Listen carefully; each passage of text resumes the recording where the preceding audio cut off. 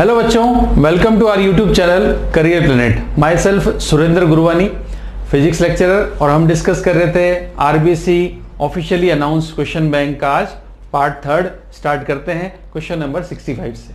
Part 1 part 2 में हम 64 तक डिस्कस कर चुके हैं, आगे हम चलते हैं 65 से। So let's start question number 65। When the white light is incident on the prism, the light rays emerging from the prism will have the minimum deviation. तो डेविएशन का जो फॉर्मूला आपने पढ़ा है प्रिज्म में, रे ऑप्टिक्स में, तो deviation का फॉर्मूला आपने क्या पढ़ा है? डेविएशन का फॉर्मूला डेल्टा डेविएशन होता है, डेल्टा इक्वल्स टू क्या होता है? Mu minus 1a। ये डेविएशन है, that means deviation is directly proportional to refractive index. तो रिफ्रैक्टिव इंडेक्स ज्यादा होगा तो डेविएशन ज्यादा होता है, ठीक है। अब हमने प्रिज्म पे व्हाइट लाइट स्ट्राइक कराई। अब white light means combination of 7 lights VIBGYOR, right. और ये रिलेशन आपको पता है कि रिफ्रैक्टिव इंडेक्स जो होता है ये लैम्डा के इनवर्सली प्रोपोर्शनल होता है, राइट। और डेविएशन जो होता है वो रिफ्रैक्टिव इंडेक्स के रिफ्रैक्टिव इंडेक्स के डायरेक्टली प्रोपोर्शनल हुआ। तो डेविएशन रिफ्रैक्टिव इंडेक्स के डायरेक्टली प्रोपोर्शनल है और रिफ्रैक्टिव इंडेक्स लैम्डा के इनवर्सली प्रोपोर्शनल है। ये आपने प्रिज्म के डिस्पर्जन के कॉज में आपने इसकी थ्योरी पढ़ी है, ठीक है। तो अल्टीमेटली हम कह सकते हैं deviation is inversely proportional to lambda, right. अब आपको पता है लैम्डा सबसे ज्यादा किसका होता है? रेड का, राइट। और सबसे कम होगा लैम्डा विबग्योर है वॉयलेट का, ठीक है। तो अगर रेड का लैम्डा सबसे ज्यादा है तो सबसे कम डेविएशन होगा रेड का और सबसे ज्यादा डेविएशन होगा वॉयलेट का, ठीक है। तो आपसे इसमें क्या पूछा है? मिनिमम डेविएशन पूछा है। तो मिनिमम डेविएशन आप देख रहे हो किसका ज्यादा, किसका मिनिमम डेविएशन होगा? रेड का, बिकॉज रेड के लिए लैम्डा सबसे ज्यादा होता है और deviation is inversely proportional to lambda, ठीक है। ये रिलेशन से हमने इसको क्लियर किया और इसका करेक्ट ऑप्शन होगा बी, रेड, ठीक है। नाउ नेक्स्ट देखो अगला क्वेश्चन। अब रे ऑप्टिक्स के बाद ये यंग्स डबल स्लिट एक्सपेरिमेंट मतलब वे ऑप्टिक्स का पार्ट शुरू होता है। रे ऑप्टिक्स में से काफी पार्ट डिलीट था इसलिए कम क्वेश्चन है, बट वे ऑप्टिक्स में से आप देखो इंटरफेरेंस डिफ्रैक्शन कंप्लीट था, पोलराइजेशन आपका डिलीटेड है इसलिए इसके क्वेश्चंस नहीं मिलेंगे आपको। तो इंटरफेरेंस में आ जाओ तो यंग्स डबल स्लिट एक्सपेरिमेंट में size of the fringe obtain on the screen for a monochromatic light source will be. तो फ्रिंजेस की साइज कैसे होती है हमने पढ़ा है वाईडीसी में जो फ्रिंजेस बनती हैं उनका शेप आपने पढ़ा होगा, उनका शेप होता है हाइपरबोला। फ्रिंजेस का शेप हाइपरबोला होता है। हालांकि हम स्क्रीन पर ऐसी स्ट्रिप्स बनाते हैं, पट्टिकाएं बनाते हैं, बट उनका एक्चुअली शेप कैसा होता है? हाइपरबोला। ये एक थ्योरेटिकल क्वेश्चन है, आपको याद रखना है। नाउ नेक्स्ट देखो अगला। If the ratio of width of the slit is 4:9 in the Young's double slit experiment, the ratio of intensity and intensity of maxima and minima, ठीक है। मैक्सिमम इंटेंसिटी ब्राइट फ्रिंज की होती है, minimum intensity dark fringe की होती है, ठीक है, आपको पता है। और यहां पर दे रखा है विड्थ ऑफ द स्लिट जो आपने बनाया, स्लिट की विड्थ की जो आपको रेशियो दे रखा है, 2 स्लिट्स होती हैं आपको पता है। यंग्स डबल स्लिट एक्सपेरिमेंट में 2 स्लिट्स हैं, S1 एंड S2, ठीक है। एक स्लिट हो गई S1, दूसरी स्लिट हो जाती है S2। इनकी जो विड्थ है वाली विड्थ का रेशियो आपको दे रखा है W1/W2। विड्थ का रेशियो दे रखा है 4:9, राइट। तो विड्थ का रेशियो दे रखा है, ठीक है। अब आपको ये पता होना चाहिए कि इंटेंसिटी जो होती है लाइट के स्लिट से निकलने वाली लाइट की इंटेंसिटी विड्थ के डायरेक्टली प्रोपोर्शनल है, ठीक है। इंटेंसिटी जो होती है ये किसके डायरेक्टली प्रोपोर्शनल है? विड्थ के, ठीक है। तो इसका मतलब I1/I2 इक्वल्स टू क्या हो जाएगा? W1/W2। ये आ गया 4:9, ठीक है। अब मैक्सिमा और मिनिमा की इंटेंसिटी पूछी, आपको पता है आई मैक्सिमम और आई मिनिमम का रेशियो आपसे पूछा है। तो आई मैक्सिमम का फॉर्मूला होता है √I1 प्लस √I2 का होल स्क्वायर और मिनिमम इंटेंसिटी का फॉर्मूला होता है √I1 माइनस √I2 का होल स्क्वायर, ठीक है। इसको भी हम रेशियो फॉर्मेट में ले आते हैं। तो अगर मैं I2 कॉमन ले लूं तो ये इस तरह से आएगा I1/I2 प्लस 1 का होल स्क्वायर और यहां पर आएगा √I1/I2 minus I1 upon I2 -1 का होल स्क्वायर। इसमें से मैंने I2 कॉमन लिया, ठीक है, इसमें से मैंने I2 कॉमन लिया और I2 से I2 कैंसिल हो गया। इस तरह से हमें रेशियो ऑब्टेन हुआ यहाँ पर। अब I1 अपॉन I2 का रेशियो कितना है 4:9, तो मैं यहाँ रख देता हूँ 4:9, ठीक है। तो 4:9 में अंडर रूट में रखूँ अगर, तो आप मुझे अंडर रूट निकाल के बता सकते हैं क्या आ जाएगा। 4:9 का अंडर रूट जो होगा, जैसे यहाँ पे भी अंडर रूट आएगा, I1 अपॉन I2 हम निकालेंगे, ये I2 है, तो I1 अपॉन I2 यहाँ पे भी क्या आ जाएगा 4:9 का अंडर रूट -1 का स्क्वायर, ठीक है। अब 4 और 9 का अंडर रूट निकाल लेंगे तो आएगा 2/3, तो 2/3 + 1, ठीक है, 2/3 + 1 तो 2 + 3 एलसीएम ले लिया मैंने, ठीक है, अपॉन 3 आ जाएगा ये स्क्वायर, और नीचे आप देखो तो 2/3 एलसीएम अंडर रूट लेने के बाद 2/3 तो 2 - 3 अपॉन 3 का स्क्वायर, ठीक है। अब ये 3 से 3 तो कैंसिल हो जाएगा, ऊपर आएगा 2 + 3 मतलब 5 का स्क्वायर हो गया 25, और नीचे आएगा 2 - 3 मतलब 1 - 1 का स्क्वायर 1 ही रहेगा, तो इसका रेशियो आएगा 25/1। मैक्सिमम इंटेंसिटी मिनिमम इंटेंसिटी का 25 टाइम्स होगी यहाँ पर, तो करेक्ट ऑप्शन है इसका सी, ठीक है। क्लियर है, एक कॉन्सेप्ट जो आपको क्लियर करना था यहाँ पर कि इंटेंसिटी स्लिट के विड्थ के डायरेक्टली प्रोपोर्शनल होती है। विड्थ का रेशियो दे रखा है, दैट मीन्स इंटेंसिटी का रेशियो गिवन है, ठीक है। नाउ नेक्स्ट देखो अगला question, if the in the single slit diffraction, अब यहाँ पे डिफ्रैक्शन का देखो स्टार्ट होता है, single slit diffraction, the width of the slit is a and the wavelength of monochromatic light which is used in this experiment is lambda, then the first secondary minima angular position from the axis। यहाँ पर angular position पूछा है आपसे, तो angular position के लिए relation पढ़ा है आपने, एंगुलर पोजीशन मतलब थीटा पूछा है, और एन थीटा एन मतलब angular position of nth secondary minima, minima के लिए पूछा है। Theta is angular position of nth minima, तो मिनिमा के लिए हम यूज करते हैं path difference lambda, n lambda by a, ठीक है। तो ये थीटा एन का फॉर्मूला है, it is angular position of any secondary nth fringe. तो हमें यहां से कौन सी सेकेंडरी, हमें यहां से कौन सी मिनिमा के लिए पूछा है, secondary minima, then the first हमारा सेकेंडरी मिनिमा के लिए पूछा है, तो secondary minima, first secondary minima given है, एक मिनट चेक कर लेता हूं कौन सा मिनिमा गिवन है इसमें। इसमें हमें दिया है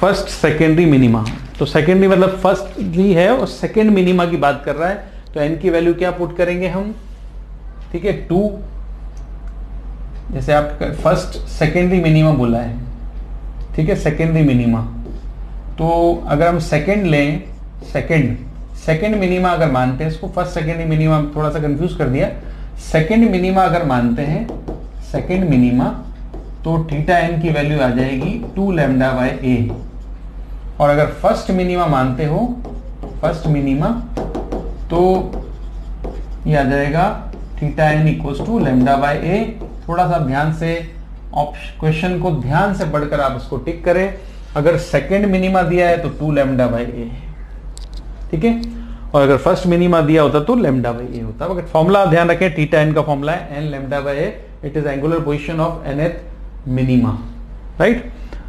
अगला क्वेश्चन देखो, एक और क्वेश्चन डिफ्रैक्शन पैटर्न से, diffraction obtain on the screen from the slit width slit of a monochromatic light of wavelength in the single slit diffraction in the figure, the angular width of the central maxima.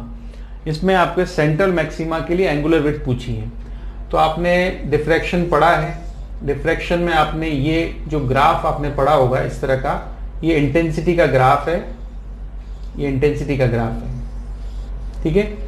अब ये point होता है centre point, जो 0 point भी कह सकते हो, right. इधर डिस्टेंस अगर प्लस में बढ़ती है, इधर की साइड अगर प्लस डिस्टेंस बढ़ती है तो ये लैम्डा बाय ए होता है, प्लस लैम्डा बाय ए। अगर इधर डिस्टेंस हम प्लस में बढ़ाएंगे तो ये होता है प्लस लैम्डा बाय ए, और ये होता है माइनस लैम्डा बाय ए, ठीक है। तो सेंट्रल ब्राइट फ्रिंज की जो विड्थ आएगी, सेंट्रल ब्राइट फ्रिंज की जो मैक्सिमा की जो विड्थ है आपकी एंगुलर, ये आ जाएगी हमारे पास 2 लैम्डा बाय ए, ठीक है। तो ये ऑप्शन है 2 lambda by A, angular width की सेंट्रल मैक्सिमा की एंगुलर विड्थ का फॉर्मूला है 2 लैम्डा बाय ए, ठीक है। ये भी आपने पढ़ा होगा थ्योरी में। चलो आगे नेक्स्ट देखो, the diameter of aperture of astronomical telescope is D. तो एस्ट्रोनॉमिकल टेलीस्कोप का डायमीटर कह लो या एपर्चर कह लो, वो दे रखा है डी, वेवलेंथ दे रखी है लैम्डा। सो रिजोल्यूशन एंगल पूछा है, लिमिटिंग रिजोल्यूशन एंगल, ठीक है, लिमिटिंग रिजोल्यूशन एंगल, लिमिटिंग कह लें या मार्जिनल कह लें, लिमिटिंग रिजोल्यूशन एंगल पूछा है, ठीक है।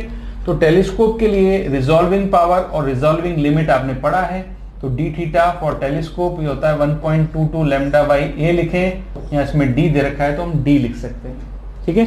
जब हम पढ़ते हैं बुक्स में तो आपको यहाँ पर ए गिवन होता है टू 1.22 लैम्डा बाई ए, तो यहाँ पर ए की जगह डी दे रखा है तो 1.22 लैम्डा बाई डी लिखते हैं। ये है आपकी रिजॉल्विंग लिमिट, ठीक है। अगर आपसे रिजॉल्विंग पावर पूछ लें, ध्यान रखना रिजॉल्विंग पावर इक्वल टू होता है 1 अपॉन रिजॉल्विंग लिमिट। हो सकता है पावर पूछ ली जाए तो पावर इसका इन्वर्टेड होगा, इन्वर्ट होगा, रेसिप्रोकल होगा। Resolving power equals to 1 upon resolving limit. So reciprocal of resolving limit is called resolving power. तो यहाँ पर रिजॉल्विंग पावर अगर पूछते हैं तो फॉर्मूला होता है डी अपॉन 1.22 लैम्डा। तो दोनों ऑप्शन है इसमें, ध्यान रखना, बट इसमें लिमिट ही पूछा था, limiting resolving angle, resolving limit, तो वो ये वाली वैल्यू है, ठीक है। इसलिए हमारा आंसर ये है। पावर पूछा होता तो इसका इन्वर्टेड होता, राइट। तो ये था क्वेश्चन नंबर 70।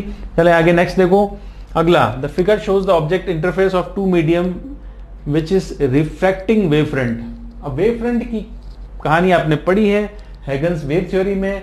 वेव फ्रंट जो होता है, वेव फ्रंट यहाँ पर दे रखा है, जैसे आप डायग्राम में देखो प्लेन वेव फ्रंट है, ठीक है। फर्स्ट मीडियम का रिफ्रैक्टिव इंडेक्स दे रखा है n1 इक्वल्स टू 1, और जो सेकेंड मीडियम है इसका रिफ्रैक्टिव इंडेक्स दे रखा है n2, वो दे रखा है √2, ये है, ठीक है। तो अगर रेज या वेव फ्रंट या लाइट फर्स्ट मीडियम से सेकेंड मीडियम में एंटर करती है तो उसका रिफ्रैक्शन होता है, और रिफ्रैक्शन होता है तो लाइट मुड़ जाती है। तो सबसे पहले हम स्नेल्स लॉ लगाते हैं। यहाँ पर ये दे रखा है एंगल आपको 45 डिग्री, ठीक है। तो 45 डिग्री एंगल दे रखा है। अब आप ध्यान से देखो तो ये है सरफेस, इंटर सरफेस ये है, और ये हमारे जो वेव फ्रंट आ रहा है ये वेव फ्रंट है। इस तरह से ये 2-3 wave front, plane wave front बना दिए। अब आपको पता है वेव फ्रंट के ठीक परपेंडिकुलर, वेव फ्रंट के ठीक परपेंडिकुलर रेज होती हैं, वेव फ्रंट की ठीक परपेंडिकुलर रेज होती हैं, ठीक है। अब जैसे यहां भी कोई रे आएगी तो इस तरह से आएगी, राइट। और ये होता है नॉर्मल, ये हमने बनाया नॉर्मल है ये। अब आपको इसमें डायग्राम में गिवन है कि एंगल कितना है ये वाला वेव फ्रंट का, ये वेव फ्रंट है, थोड़ी सी थिक बनाए थे हम, ये वेव फ्रंट है, ठीक है। तो ये एंगल कितना दिया है 45 डिग्री। तो 45 डिग्री एंगल है, तो आप मुझे बताओ एंगल ऑफ इंसिडेंस क्या है। ये 45, ये 45, क्योंकि टोटल 90 होता है, ये 45, ये 45, ये 45। तो आई की वैल्यू कितनी है, आई की वैल्यू है 45 डिग्री, और फर्स्ट मीडियम का रिफ्रैक्टिव इंडेक्स 1 है, सेकेंड मीडियम का रिफ्रैक्टिव इंडेक्स √2 दे रखा है। तो क्या हम यहाँ पर स्नेल्स लॉ लगा सकते हैं, स्नेल्स लॉ। तो स्नेल्स लॉ हम लगाते हैं इस तरह से, μ1 sin i equals to μ2 sin r। तो इससे आप क्या निकाल सकते हैं, इससे आप नेक्स्ट मीडियम का एंगल निकाल सकते हैं।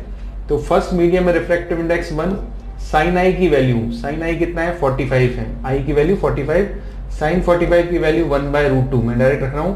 μ2 की वैल्यू भी क्या है √2, और sin r, तो √2 जब यहाँ डिवाइड हो जाएगा तो 1/2 हो जाएगा, √2 इंटू √2 2 हो जाएगा, और ये sin r।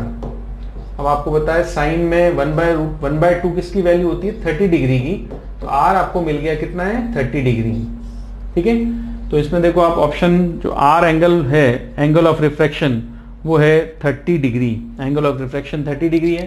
तो ये जो रे आएगी अंदर रिफ्रैक्ट होगी इस तरह से जाएगी ये वाली, और ये कितना एंगल बनाएगी 30 डिग्री। ये वाली भी रे आएगी अंदर, तो ये इस तरह से 45 पे आ रही है, बट ये अंदर आने के बाद मुड़ जाएगी इधर और ऐसे रे बनाएगी, ठीक है। तो जो वेव फ्रंट होगा आपका, अब जो प्लेन वेव फ्रंट, ये तो है आपका इंसिडेंट वेव फ्रंट, अब जो प्लेन वेव फ्रंट होगा वो अब रिफ्रैक्शन के बाद वो कुछ इस तरह से मिलेगा। इस वाली वेव को इस वाली रे को इस वाली रे से मिलाएं तो ये बनेगी हमारा वेव फ्रंट, ये वाला, तो इस तरह के शेप का वेव फ्रंट रहेगा, ठीक है। अब ये एंगल 30 है, आपको पता है ये एंगल 30 है, तो ये एंगल आपका 30 है, ये एंगल 90 होता है, ये एंगल भी आपका 30 डिग्री मिलेगा। आप ट्रिग्नोमेट्री लगा के आप कैलकुलेट कर सकते हैं, ठीक है। तो ये अगर इंसिडेंट वेव फ्रंट है तो refracted wave front, refracting wave front ये आएगा और उसका एंगल क्या होना चाहिए 30 डिग्री। तो वैसे भी आप देखो 30 डिग्री एंगल का रिफ्रैक्टिव वेव फ्रंट, शेप आपको पता होना चाहिए। देखो इस तरह से वेव फ्रंट आ रहा है तो रिफ्रैक्ट होने के बाद ये इस तरह से जाएगा, इस तरह से नहीं जाएगा, यूं आके इधर नहीं जाएगा, यूं आके थोड़ा सा टिल्ट होगा तो ऐसे जाएगा वैसे, ठीक है। तो करेक्ट ऑप्शन होगा इसका B. Wave front plane wave front है, तो ये प्लेन वेव फ्रंट ऐसे आ रहा है, ऐसे 45 डिग्री इस टाइप की है, ठीक है। तो अंदर जब सेकंड मीडियम एंटर करेगा थोड़ा सा मुड़ेगा, ये ऐसे जाएगा, ये रहा। इसमें तो क्या हो रहा है, बिल्कुल ही टर्न हो गया, ये ऐसे आ रहा था और ऐसे जा रहा है, तो ये एंगल आपका सेट नहीं बैठेगा, इसका पैटर्न ही अलग है। ये है आपके इससे मिलता हुआ पैटर्न और एंगल कितना है 30 डिग्री, ठीक है। तो करेक्ट ऑप्शन होगा इसका बी, राइट। सो ये था 71 क्वेश्चन। चलें आगे नेक्स्ट। अगला, the energy of photon light beam A is twice the energy of photon light beam B, the ratio of their momentum. Energy और मोमेंटम का क्या रिलेशन है आपको पता है। मोमेंटम P इक्वल्स टू होता है √2mE। मोमेंटम इक्वल्स टू क्या होता है √2mE। तो दैट मीन्स मोमेंटम का रेशियो पूछा है तो PA upon PB equals to आएगा √energy of A upon energy of B। यहां पर आपको बोला है energy of photon of light beam A is twice the energy of photon. तो A की एनर्जी B की ट्वाइस है। A की एनर्जी अगर ट्वाइस है तो मैं 2EB लिख सकता हूं। A की एनर्जी B की ट्वाइस है तो EB तो मैंने ऐसे चीज लिखा हुआ है, बट A की एनर्जी B का डबल कर दूंगा तो B का डबल हो गया 2EB। तो आप देखो EB से EB कट जाएगा तो रेशियो क्या आ गया √2/1, ठीक है।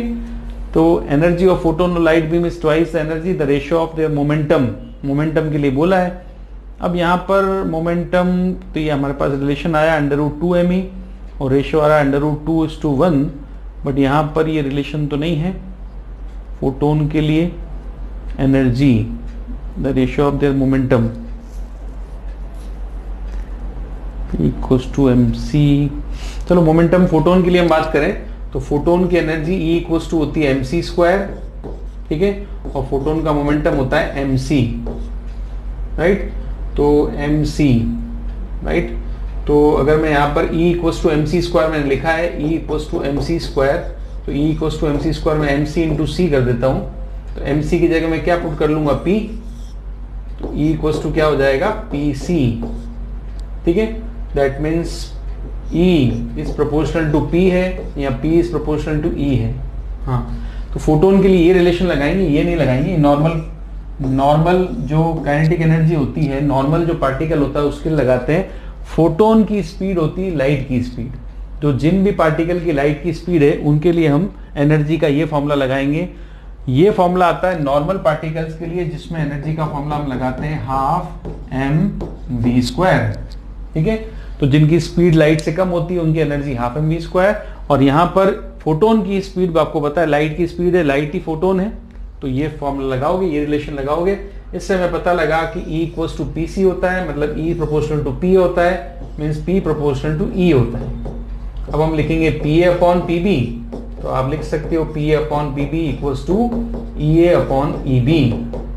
तो EA अपॉन EB दे रखा है आपको, EA is twice of EB, तो 2:1 आ गए, ठीक है। तो करेक्ट ऑप्शन होगा इसका D, ठीक है। अच्छा, आपके सामने ये भी फॉर्मूला लिख दिया, आपको ध्यान रहेगा P इक्वल्स टू √2mE उन पार्टिकल्स, उन ऑब्जेक्ट्स के लिए जिनकी स्पीड लाइट की स्पीड से कम होती है।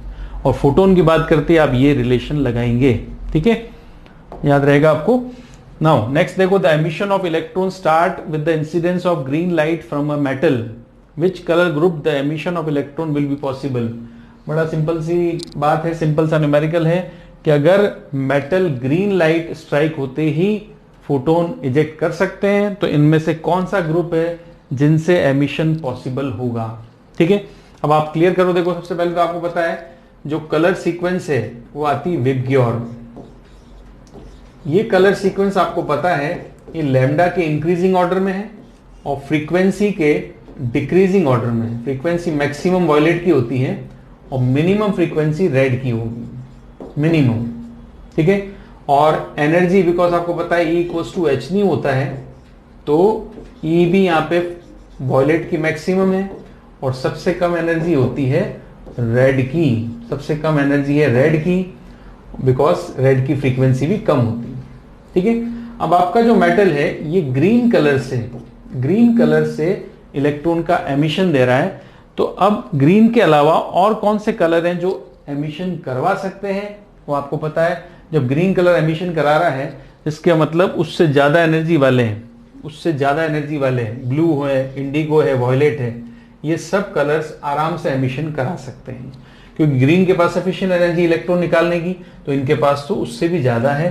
तो हमारा आंसर होगा वॉयलेट है, इंडिगो है, ब्लू है, तो ब्लू, इंडिगो और वॉयलेट, ठीक है। वॉयलेट में से पर्पल लिखा हुआ है, ठीक है, और ब्लू है, इंडिगो मतलब स्काई कलर है, स्काई मतलब यहाँ पे इंडिगो से है, इंडिगो कलर, और पर्पल मतलब वॉयलेट से, ठीक है।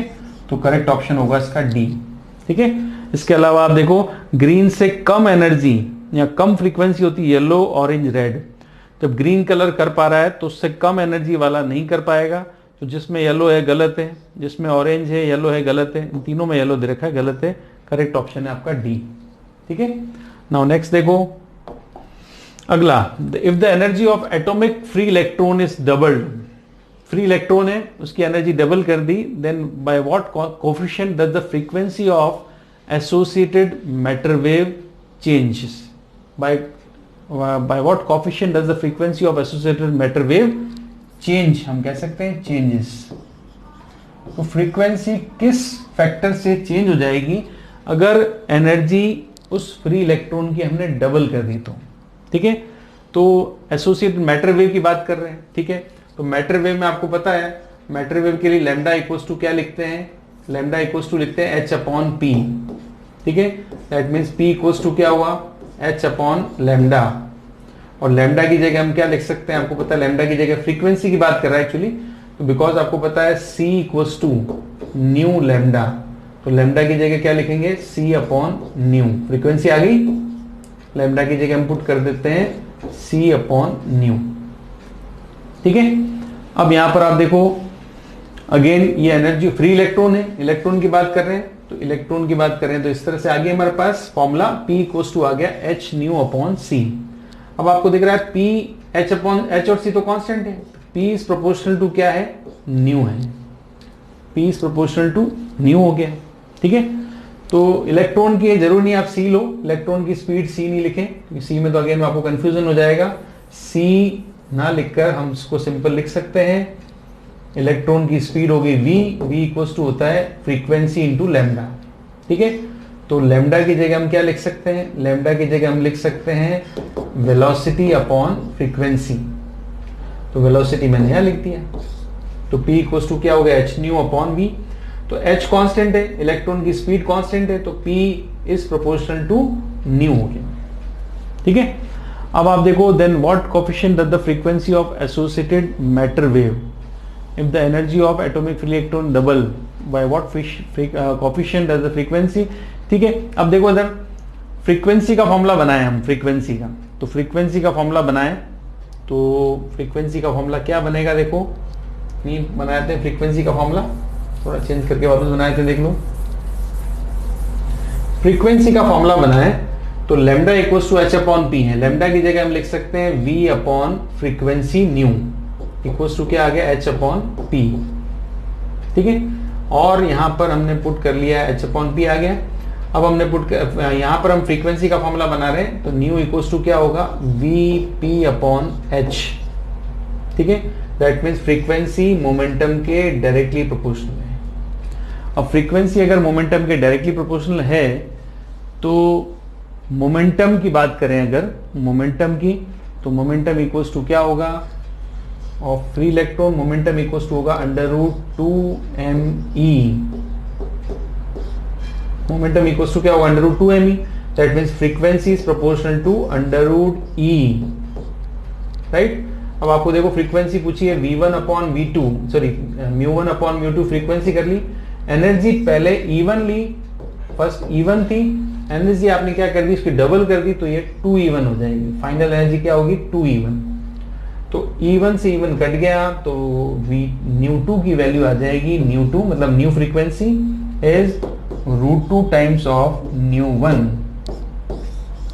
ठीक है, तो फ्रीक्वेंसी क्या आ गई, कितने टाइम्स, कितने फैक्टर से चेंज होती है फ्रीक्वेंसी, √2 टाइम्स। फ्रीक्वेंसी जो पहले थी उसकी √2 टाइम्स हो जाएगी अब न्यू फ्रीक्वेंसी, बिकॉज आपने एनर्जी डबल कर दी है।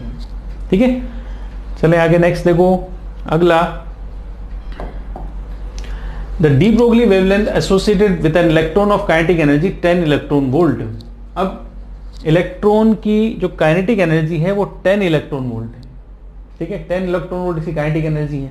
हमें क्या चाहिए, इसका डी ब्रोगली वेवलेंथ। तो डी ब्रोगली वेवलेंथ का फॉर्मूला आपको पता है, लैम्डा इक्वल टू होता है H/mv, H/mv। ठीक है, अब mv मतलब मोमेंटम, तो मोमेंटम मतलब H/p भी लिख सकते हैं, तो मैंने H/p लिख दिया। तो p की जगह मैं लिखूंगा H/√2me। ठीक है, तो इस फॉर्मूले से हम लैम्डा निकाल सकते हैं।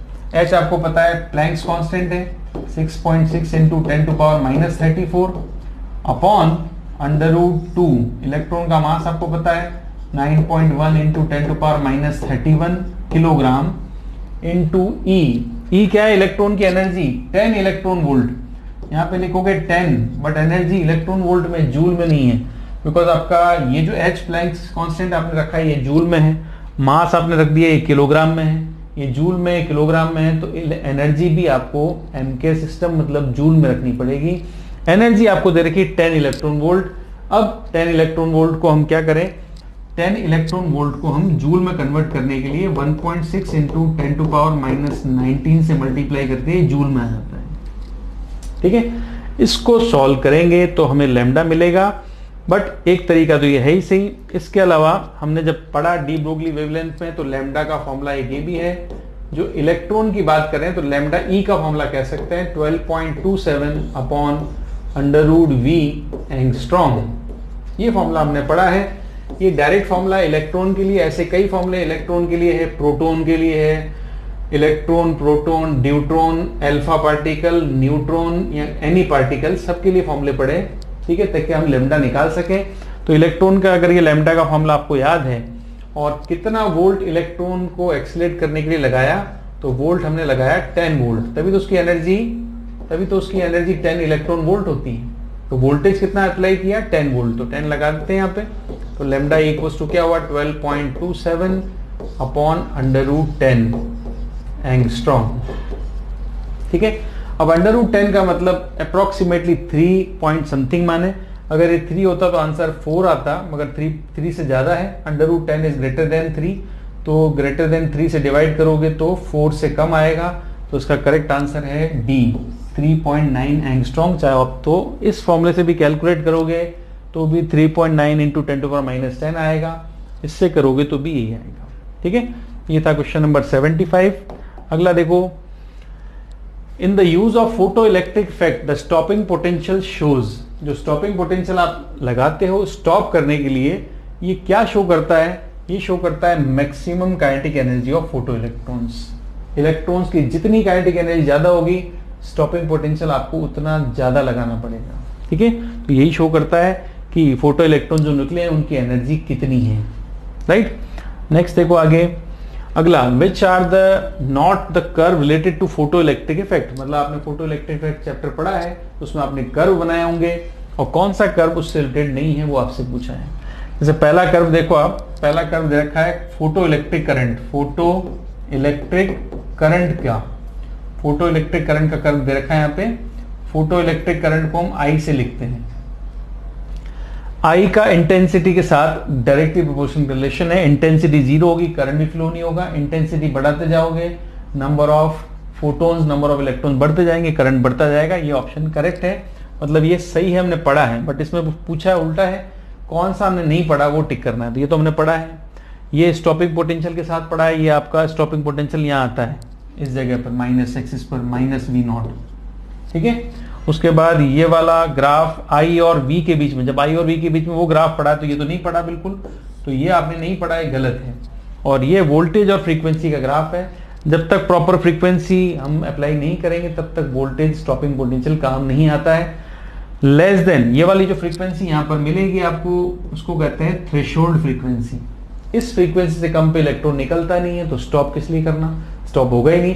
इसलिए we do not need stopping potential at that time. जब फ्रीक्वेंसी म्यू नॉट से बढ़ेगी देन एमिशन होगा, then we need stopping potential. और फ्रीक्वेंसी बढ़ाते जाओगे then we need more stopping potential, तब ये बढ़ता जाएगा। ठीक है, तो ये भी पढ़ा है, ये भी पढ़ा है, ये भी पढ़ा है, बट हमने ये नहीं पढ़ा। ठीक है, अगला देखो नेक्स्ट।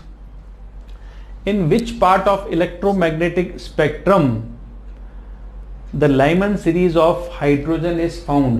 ठीक है, आपने पढ़ा है हाइड्रोजन की लाइमन सीरीज किस इलेक्ट्रोमैग्नेटिक स्पेक्ट्रम के किस पार्ट में मिलती है। तो किस पार्ट में लाइमन के लिए आपने पढ़ा है, वो मिलती है अल्ट्रावायलेट में। लाइमन सीरीज किसमें मिलती है, अल्ट्रावायलेट में। ठीक है, अल्ट्रावायलेट मिलती है लाइमन सीरीज। इसके बाद बामर सीरीज मिलती है विजिबल में, और इसके बाद की सारी सीरीज मिलती है इंफ्रारेड में। ये पता होना चाहिए, जरूरी नहीं इसमें आपसे लाइमन का पूछा है, हो सकता है बोर्ड एग्जाम में आपको बामर का पूछ लें, तो आपको विजिबल है। विजिबल किसके लिए है, बामर के लिए। मैं लिख देता हूँ, चलो आपको याद रहेगा। लाइमन बामर के बाद इसके अलावा जितनी भी सीरीज हैं वो सब सीरीज, रिमेनिंग सीरीज इंफ्रारेड में आएंगी।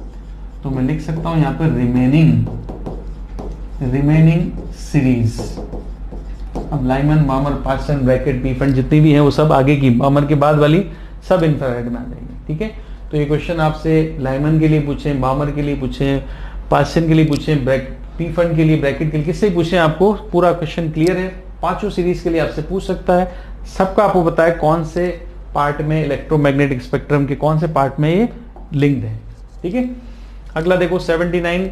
Late hydrogen atom be n equals to 4 is excited to energy level, then the number of spectrum lines। तो नंबर ऑफ स्पेक्ट्रम लाइंस का फॉर्मूला आपने पढ़ा होगा, n-1/2। इससे आप निकाल सकते हैं नंबर ऑफ स्पेक्ट्रल लाइंस।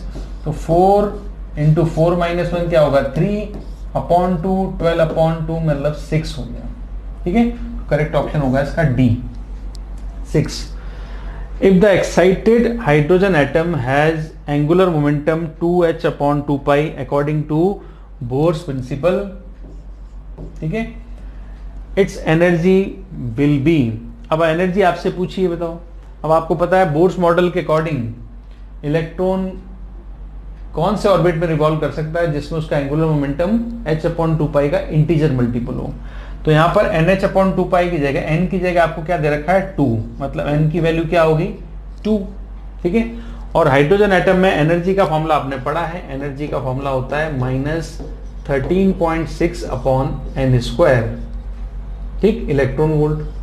अब n की वैल्यू अगर 2 है तो एनर्जी हम निकाल सकते हैं, ये आया -13.6 इलेक्ट्रॉन वोल्ट अपॉन 2 का स्क्वायर क्या हो जाएगा, 4। ठीक है, तो -13.6 में आप 4 को डिवाइड करो, आप एनर्जी निकाल सकते हो। ये सेकेंड ऑर्बिट की एनर्जी है, 13.6 डिवाइड बाय 4 करोगे तो आपको मिलेगा 3.4।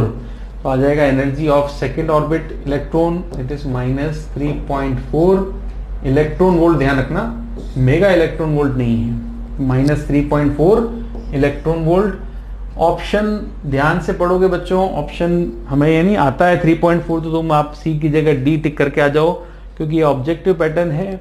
ऑब्जेक्टिव पैटर्न में अगर आप गलत ऑप्शन टिक करोगे आपके पूरे मार्क्स जाएंगे। इसमें नीट जेई की तरह नेगेटिव तो नहीं होगा, बट इसके मार्क्स आपको बिल्कुल चले जाएंगे, बिल्कुल कुछ भी मार्क्स नहीं मिलेगा। इसलिए आप शांति से ध्यान से इसके चारों ऑप्शन पढ़ के ही टिक करेंगे। नाउ नेक्स्ट क्वेश्चन देखो, value of main quantum number n in hydrogen atom increases, the potential energy of an atom is. तो potential energy quantum number n के साथ क्या रिलेशन रखती है, इंक्रीज होगी, डिक्रीज होगी। तो पोटेंशियल एनर्जी के लिए देखो U इक्वल्स टू, हम पोटेंशियल एनर्जी की बात करें तो पोटेंशियल एनर्जी आती है U इक्वल्स टू, इलेक्ट्रॉन है, हाइड्रोजन एटम है, तो -ke²/r। ठीक है, ये पोटेंशियल एनर्जी है। अब क्वांटम नंबर अगर इंक्रीज करोगे तो r भी इंक्रीज होगा। ठीक है, क्वांटम नंबर मतलब shell, number of shell increase होगा, रेडियस बढ़ेगी, ये Rn है, Rn बढ़ेगा। तो रेडियस अगर बढ़ती है, आर एन अगर बढ़ा, तो आपका जो यू होगा इसकी वैल्यू डिक्रीज होगी, ठीक है। मगर माइनस में डिक्रीज होना, डिक्रीजेस इन नेगेटिव मैनर, नेगेटिव पार्ट इसका इंक्रीज हो रहा है, नेगेटिव है, नेगेटिव मैनर में अगर डिक्रीज होना है, दैट मीन्स पोटेंशियल एनर्जी क्या होगी, इंक्रीज होगी, ठीक है। मतलब आप रेडियस बढ़ाते जाओगे, पोटेंशियल एनर्जी क्या होगी, उसकी वैल्यू तो कम होगी बट वो माइनस में कम होगी। तो माइनस में कम होने का मतलब क्या होता है, वो इंक्रीज होना होता है, ठीक है। जैसे सपोज करें इनिशियली -10 थी, अब आपने रेडियस बढ़ा दी तो -5 होगी, तो -5 तो -10 से बड़ा है, तो एनर्जी क्या हुई, इंक्रीज होगी, ठीक है। हालांकि इनवर्स रिलेशन से बच्चे कंफ्यूज जाते हैं, इनवर्स रिलेशन से पोटेंशियल एनर्जी क्या होगी, डिक्रीज होना चाहिए, डिक्रीज हो रही है ना, मैग्नीट्यूड में डिक्रीज हो रही है बट ओवरऑल क्या हो रही है, इंक्रीज हो रही है। -5 से -2.5 होगी, -1 होगी तो इंक्रीज होती जा रही है, ठीक है। तो मैग्नीट्यूड वाइज डिक्रीज होगी बट ओवरऑल इंक्रीज होती है नेगेटिव साइन की वजह से। नेक्स्ट देखो 82, when an hydrogen atom transition from ground state to first excited states its angular momentum increase by. तो एंगुलर मोमेंटम का फॉर्मूला आपको पता है, angular momentum J equals to होता है NH/2π, ठीक है।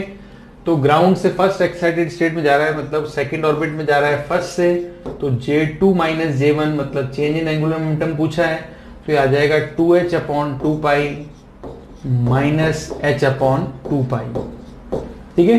तो 2H/2π -H/2π, तो यहां से हम अगर H/2π कॉमन ले लेते हैं तो ये टोटल ओवरऑल आंसर जो आएगा H/2π आ जाएगा। H की वैल्यू है 6.6 × 10⁻34 और 2π 3.14 × 2 6.28 से डिवाइड करोगे तो 6.2 और 6.28 अप्रोक्सीमेटली इक्वल है, 1 के अप्रोक्स आंसर आएगा बट 6.6 बड़ा है 6.28 से, या इसको मैं 6.3 भी लिख सकता हूं, ठीक है। तो 1 से थोड़ा सा बड़ा आएगा तो करेक्ट ऑप्शन होगा इसका बी। तो आंसर है 1.05 × 10⁻34। नेक्स्ट देखो, the minimum energy required to remove an electron out of an atom from the ground energy level of hydrogen atom, the value of energy will be. तो यहाँ पे ionisation energy पूछ रहा है, electron को ground से remove करना है, ग्राउंड स्टेट से रिमूव करना है ताकि वो एटम को छोड़ दे, रिमूव कर दे, तो उसको कहते हैं आयोनाइजेशन एनर्जी। वो आ जाएगी +13.6 इलेक्ट्रॉन वोल्ट। ग्राउंड स्टेट में इलेक्ट्रॉन की एनर्जी होती है -13.6, उतनी की उतनी आप दोगे उसको +13.6 तो इलेक्ट्रॉन की एनर्जी 0 हो जाएगी, मतलब वो उसका एटम से कोई लिंक नहीं होगा, वो फ्री हो जाएगा, ठीक है। तो उसको बाइंडिंग एनर्जी भी कहते हैं, that is required ionization energy, ठीक है। तो आ गई 13.6, राइट। नेक्स्ट देखो, which of the following is the nucleus of the maximum binding energy per nucleon. Maximum binding energy per nucleon BE bar, ये आपने बाइंडिंग एनर्जी कर्व आपने draw किया होगा, उसमें आपने पढ़ा है मैक्सिमम बाइंडिंग एनर्जी जो होती है 8.8, वो किसकी होती है, आयरन की, ठीक है। तो बाइंडिंग एनर्जी कर्व का रिजल्ट है। नेक्स्ट क्वेश्चन देखो 85, when the mass number increases the amount related to the nucleus does not change. Mass number मतलब देखो, मास नंबर इंक्रीज यहाँ देख लेते हैं, मास नंबर 4 के बाद 16 के बाद 56 के बाद 238, ये मास नंबर इंक्रीज हो रहा है। एटॉमिक नंबर भी इंक्रीज हो रहा है, ठीक है। तो कौन सी क्वांटिटी चेंज नहीं होती, मास नंबर इंक्रीज होगा तो मास जरूर बढ़ेगा, वॉल्यूम भी बढ़ेगा, बॉन्ड एनर्जी बढ़ेगी। जो चीज कांस्टेंट रहती है वो है डेंसिटी, वो सारे न्यूक्लियस की डेंसिटी कांस्टेंट होती है, फिक्स होती है, वो मास नंबर पे डिपेंड नहीं करती। नेक्स्ट देखो, which of the following are electromagnetic waves. इनमें से कौन सी इलेक्ट्रोमैग्नेटिक वेव्स हैं। तो अल्फा तो आपको पता है 2He4 होता है, ठीक है, ये तो नहीं होगा। बीटा भी आपको पता है इलेक्ट्रॉन होता है, यहाँ पॉजिट्रॉन होता है, तो ये भी नहीं होगा। गामा रेज, गामा मतलब आपको पता है गामा जो रेज होती है ये इलेक्ट्रोमैग्नेटिक स्पेक्ट्रम का पार्ट है, तो ये करेक्ट ऑप्शन है आपका। और कैथोड रेज भी नहीं होगा। तो इलेक्ट्रोमैग्नेटिक वेव्स में ये हम पढ़ते हैं गामा रेज होती हैं, ठीक है। तो आपने पढ़ा है इलेक्ट्रोमैग्नेटिक वेव्स का स्पेक्ट्रम आपने पढ़ा है, तो Ram, IV, UV, X, Y, ये सीक्वेंस होती है। राम में RA मतलब रेडियो, M मतलब माइक्रो, M मतलब माइक्रो, IV मतलब हो गया, I मतलब है इंफ्रारेड, आई मतलब इंफ्रारेड, वी मतलब हो गया विजिबल, यूवी मतलब हो गया अल्ट्रावायलेट, ठीक है, और एक्स रेज होगी और गामा रेज होगी, तो गामा रेज आ गया, तो इलेक्ट्रोमैग्नेटिक वेव्स का पार्ट है, ठीक है। नेक्स्ट देखो, density of nucleus depends on, ये डेंसिटी के वापस से क्वेश्चन आ गया, रिपीट, जो आपको पता है रिमेन फिक्स्ड, डेंसिटी किसी पे डिपेंड नहीं करती, न्यूक्लियस की रेडियस डिपेंड करती है, वॉल्यूम डिपेंड करता है, मास डिपेंड करता है, बट डेंसिटी नहीं। 1 AMU are related to, AMU का full form atomic mass unit, तो किसकी यूनिट होती है, मास की, नाम में लिखा हुआ है एटॉमिक मास यूनिट, तो मास यूनिट है एटॉमिक मास यूनिट, ठीक है, तो M मास रिलेटेड है। 89 में देखो, the average effective radius of the nucleus, density तो डिपेंड नहीं करती बट रेडियस डिपेंड करती है मास नंबर पर, कैसे, radius is directly proportional to A power cube root 1/3, ठीक है, तो रेडियस तो होगा A पावर 1/3 के, और अगर आपसे वॉल्यूम पूछ लिया जाए तो वॉल्यूम प्रोपोर्शनली होता है A के, volume is directly proportional to A but radius is directly proportional to A power cube root, और डेंसिटी रिमेन्स कांस्टेंट, तो न्यूक्लियस के बारे में सब पता है आपको। नेक्स्ट देखो 90, the semiconductor crystals obtained by adding trivalent atoms to pure semiconductor crystals are called, हम ट्राइवेलेंट ऐड कर रहे हैं प्योर सेमीकंडक्टर क्रिस्टल में, ट्राइवेलेंट ऐड करोगे, ट्राइवेलेंट ऐड करेंगे तो इंप्योरिटी जो है ट्राइवेलेंट है, 3 इलेक्ट्रॉन ही है, एक इलेक्ट्रॉन कम पड़ेगा, एक इलेक्ट्रॉन की कमी होगी, दैट मीन्स एक होल क्रिएटेड होगा, और होल होता है पॉजिटिव चार्ज, दैट्स वाई कौन सा टाइप का सेमीकंडक्टर बनेगा, पी टाइप का, पेंटावेलेंट ऐड करोगे तो एन टाइप का। 91 देखो, at the absolute zero temperature pure silicon and germanium, pure silicon and germanium ये सेमीकंडक्टर्स हैं, और एब्सोल्यूट जीरो टेम्परेचर पे ये क्या है, एब्सोल्यूट जीरो टेम्परेचर पे तो ये इंसुलेटर की तरह बिहेव करते हैं, और रूम टेम्परेचर पे ये कंडक्टर्स की तरह बिहेव करते हैं, ठीक है। तो इसमें आपको एट एब्सोल्यूट जीरो टेम्परेचर आपसे पूछा है, at absolute zero temperature, first तो है सुपर कंडक्टर, ठीक है, सेकंड है गुड कंडक्टर, थर्ड है आइडियल, ये भी कंडक्टर दे रखा है और यहां भी कंडक्टर दे रखा है, जबकि यहां कंडक्टर नहीं है, यहां पे इंसुलेटर है, इंसुलेटर, ठीक है। तो 91 में एब्सोल्यूट जीरो टेम्परेचर पे तो सिलिकॉन जर्मेनियम तो आइडियल इंसुलेटर है, एक भी इलेक्ट्रॉन फ्री नहीं है, एक भी होल नहीं है, बिल्कुल कंडक्शन नहीं होगा, इसलिए आइडियल इंसुलेटर है, ठीक है। तो जीरो टेम्परेचर पे तो ये इंसुलेटर होती है, रूम टेम्परेचर पे आती है कंडक्टर बन जाते हैं। नेक्स्ट देखो 92, the number of PN assembly diodes used in half wave rectifier circuits, 92 में आपसे पूछा है कि कितने पीएन डायोड हम हाफ वेव रेक्टिफायर में यूज करते हैं।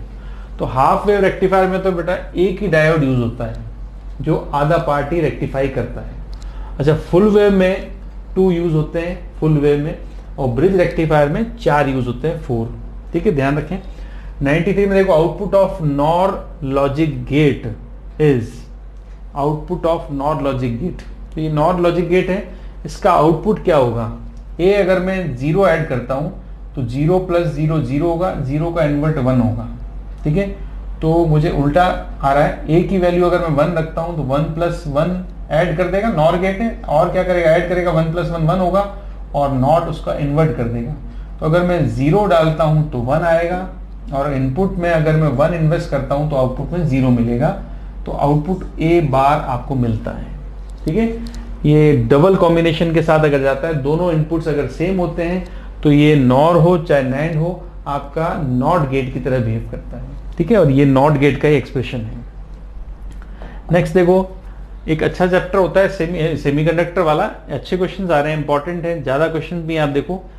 इन which of the following configuration are added to use the junction transistor as an amplifier, amplifier में कौन सा कॉन्फ़िगरेशन यूज होता है, common base, common emitter, common collector, in any configuration, ठीक है। वैसे एम्पलीफायर में आपको पता है, एम्पलीफायर में हम दोनों ही पढ़ते हैं, कॉमन बेस और कॉमन एमिटर, बट एम्पलीफिकेशन अगर देखा जाए ढंग से जो करता है वो होता है common emitter configuration. Common emitter configuration में आपको करंट गेन मिलता है, कॉमन बेस में करंट गेन नहीं मिलता। कॉमन बेस में करंट गेन की वैल्यू अल्फा होती है और अल्फा की वैल्यू 1 से कम होती है, तो करंट गेन मिल ही नहीं रहा कॉमन बेस में। कॉमन एमीटर में करंट गेन बीटा होता है और बीटा की वैल्यू 1 से बड़ी, तो करंट गेन मिल गया तो वोल्टेज गेन भी मिल जाएगा, पावर गेन भी मिल जाएगा, सब सारे गेन एक्चुअली गेन मिल जाते हैं कॉमन एमीटर में। तो emitter configuration is the best configuration. ठीक है, 94 के बाद नेक्स्ट आ जाओ 95। When connecting the junction transistor in common base configuration current amplification coefficient will be alpha, alpha is less than 1।